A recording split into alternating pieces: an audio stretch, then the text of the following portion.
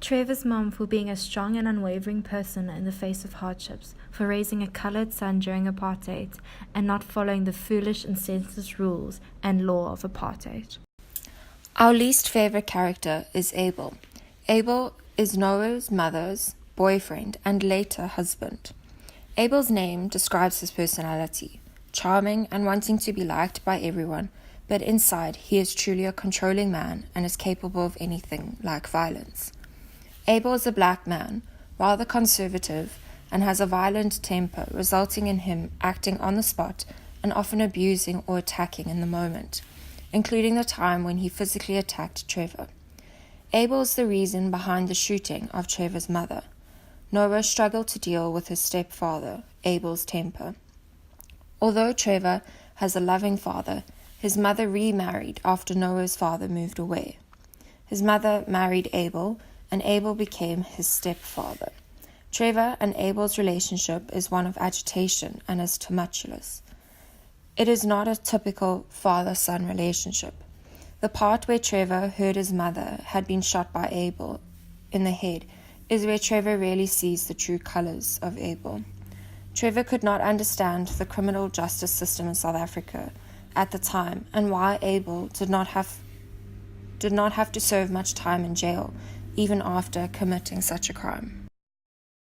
The relationship between Trevor and Abel made me feel like they had somewhat a very authentic relationship between them, because Abel made it clear with his actions and the way he was with Trevor that he wasn't Trevor's father. His attitude towards Trevor wasn't pretentious, and Trevor's attitude towards Abel wasn't pretentious either.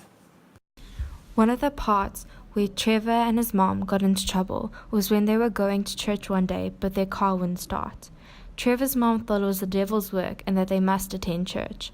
However, Trevor saw this as a way in which God was telling them to stay at home. Trevor's mom won this argument, and they went to church. They were waiting for a minibus to head home when a person stopped their car and offered to give them a lift. On the way home, they were stopped by a minibus, and the driver beat up the person that gave them a lift. Trevor and his mom got into the minibus, where the driver started insulting Trevor's mom for being a closet with 2 children on her own.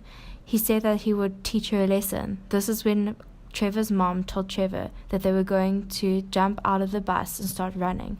Then they proceeded to jump and run for their lives. Luckily, they weren't caught.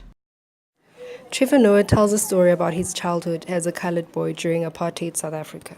We believe that the purpose of the book is that Trevor Noah, by using his personal experiences, tries to illustrate the difficulties and struggles of being a coloured child during apartheid to the people who have not experienced apartheid and cannot comprehend what occurred during apartheid. One main point Trevor Noah argues is this idea of transformation. Education is still being affected after apartheid due to the separation in education. This means that a lot of students such as Trevor Noah had to play catch-up. This is from the example of when his mom had to find him either coloured school or white school after apartheid.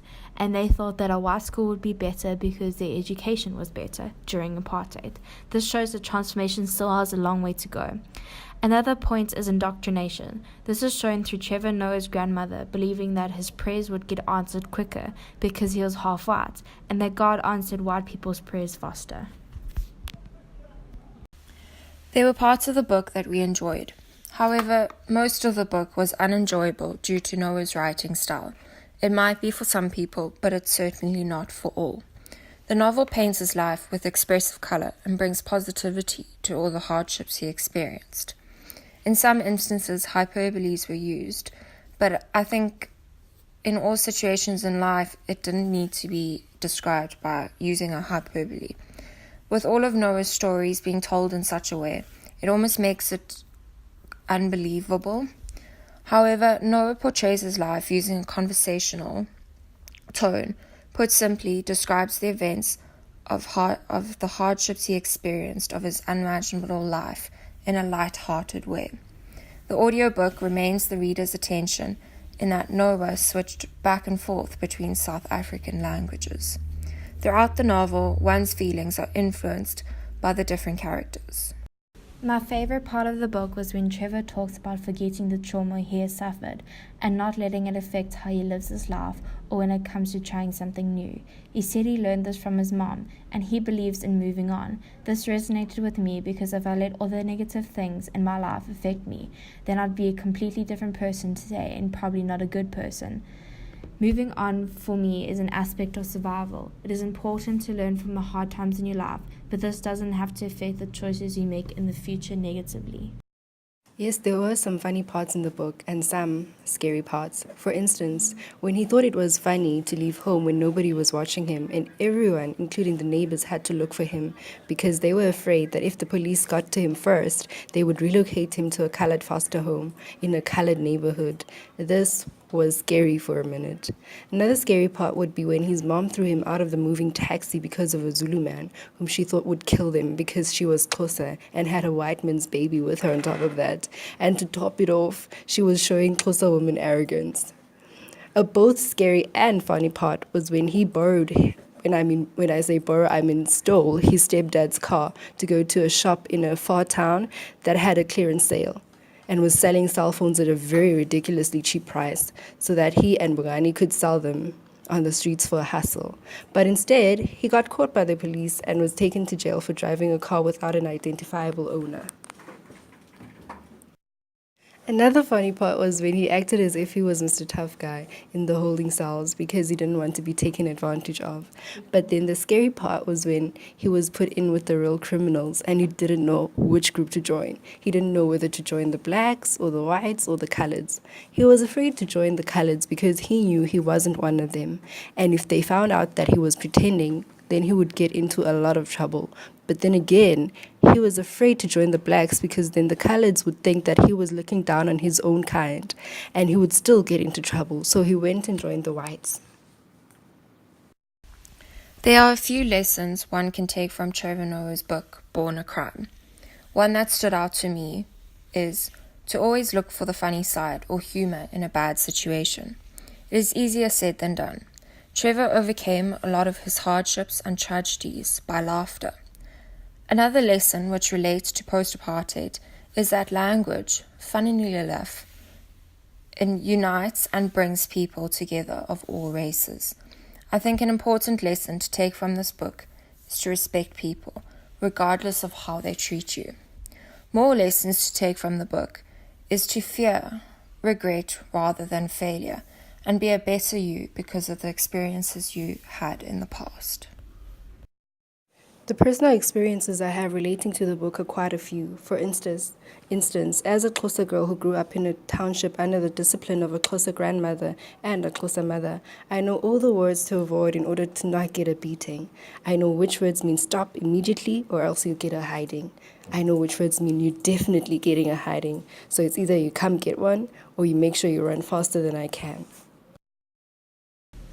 We would recommend this to any South African because any South African can understand to some extent the struggles that Trevor went through, both through what we have learned from others or if we have personally experienced something similar. Every South African to this day has been affected by apartheid in some way or another, for example, white privilege. I would recommend this book because as much as it talks about one's experience in the apartheid South Africa, it also tells the history in a humorous manner that instead of bringing you hatred and anger, it makes you laugh and reminisce even though you weren't there or you've never quite experienced the ordeal. The type of person who would like this book is a person who enjoys history and comedy, as well as someone who wants to learn more about personal experiences during apartheid. Two examples would be Trevor's in-group and out-group. His in-group would be his family, and his out-group would be those who orchestrated apartheid. Trevor's primary group would mainly be his family, especially his mom, brothers, and grandparents. Another example would be looking at conformity.